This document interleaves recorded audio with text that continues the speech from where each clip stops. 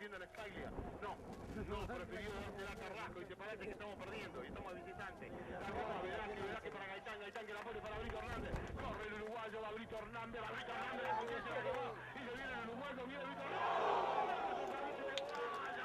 El ex Independiente de Neuquén sigue que toca la pelota, se viene Sarina que toca para quién, para Guajardo, lo rodean tres camisetas naranjas, salió bien, pelota mano a mano, viene Negri, lo dejó en el camino